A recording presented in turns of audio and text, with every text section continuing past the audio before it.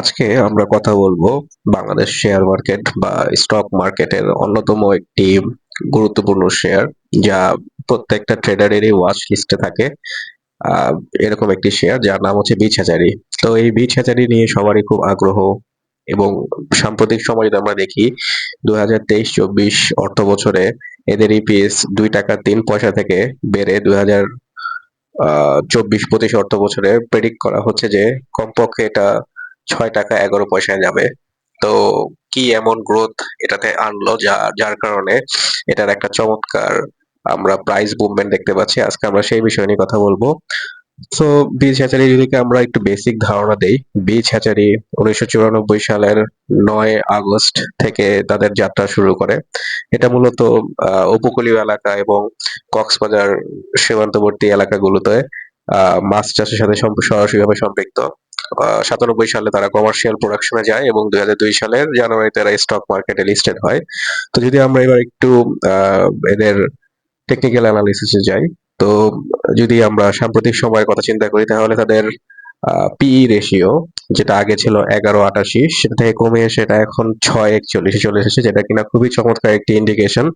এরপর যদি আমরা বলি ওনাদের ইপিএস, 2023-24 অর্থ বছরে ওনাদের ইপিএস ছিল মাত্র 2 টাকা 3 পয়সা, সেখান থেকে বেড়ে প্রেডিক্ট করা হচ্ছে যে 2024-25 অর্থ বছর এটা 6 টাকা 11 পয়সায় যাবে। এবং সবচেয়ে সারপ্রাইজিং যেই তথ্যটা 20,000 নিয়ে, যেটা না বললেই নয়, সেটা হচ্ছে ওনাদের টোটাল টোটাল শেয়ার, যা মাত্র 4,14 লাখ, বা পেইড আপ ক্যাপিটাল যদি আমরা হিসাব করি 10 টাকা ফেস ভ্যালুতে মাত্র 42 কোটি টাকা। নেট অ্যাসেট ভ্যালু গত বছর ছিল মাত্র 12 টাকা 20 পয়সা, যেটা এখন হয়ে গেছে 16 টাকা 49 পয়সা।